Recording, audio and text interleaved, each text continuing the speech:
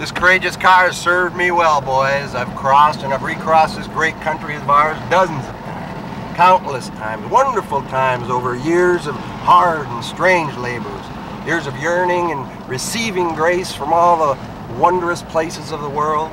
Me and my buddies, my pals, my compatriots of the highways, we'd sing and drink and talk our way over the Rockies, across the plains, through the lonely cities of blue America. We searched for encounters, meetings, appointments with angel love, angel death, angel grass, and we found these things everywhere.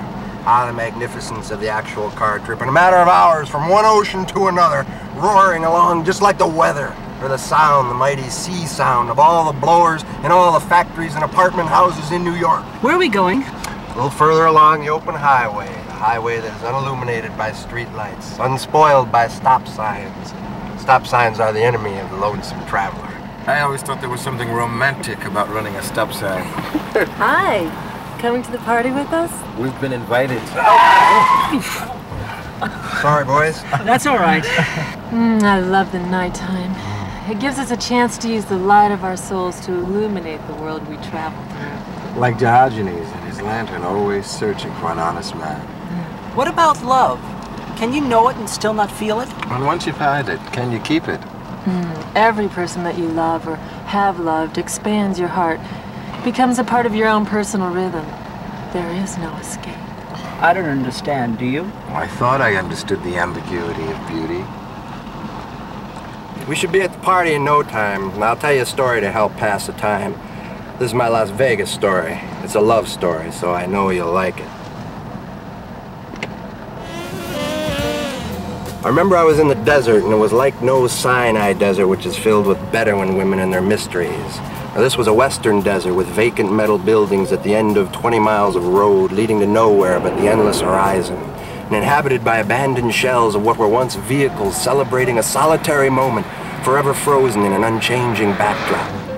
I had this raw feeling creeping up inside of me from a middle that had no center, a feeling of being followed, unpleasant and scary, like the whole dry desert was just waiting to gobble me up, soul and all.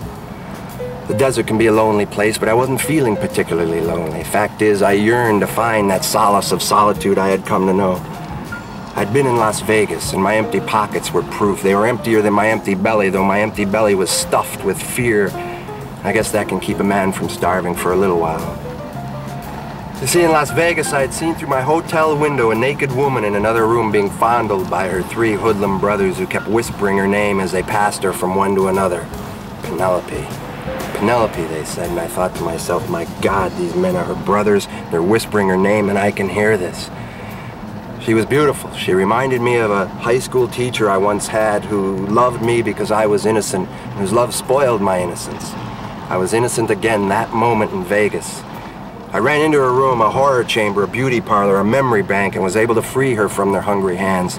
Las Vegas is a dead town, propped up by the must of a lackluster lust. Its rhythms are artificial, but underneath, you got to remember, still lies the desert waiting. Penelope had escaped into a beat with which I could not find syncopation. However, I looked for her all that warm night. Any true hipster knows a rhythm can change. The clickety-clang of the slot machines was its continuous riff throughout the night in my ear. Her brothers were not satisfied, so I stole a '65 Pontiac Bonneville because I didn't have time to wait for a Chevy, and I was off. Was she a dream I had had, a memory of another woman from a long time ago? That was too sad a thought. Still, she was nowhere. Only her gangster brothers with their gangster anger seemed real. I was thirsty. I knew how to milk a cactus, so I quenched my thirst without hurting my hands. And I had visions. I had visions of gangsters with machine gun eyes pass by in cold Cadillacs. I had snakebite fear, fear of dying, fear of living, insanity of fear, of thinking of fear. Fuck fear, I finally realized. I fell asleep and Penelope appeared to me with dark green eyes and a pink mouth, and small white teeth. Her brothers found me lying on my false dream bed, improvising a prayer to the forgiving stars, remembering a woman who did not want me anymore.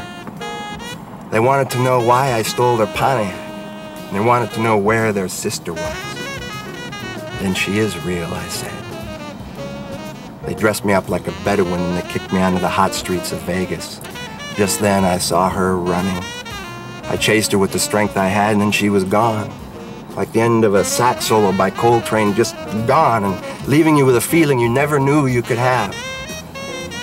Her brothers shot me full of lead. Just then I saw Penelope.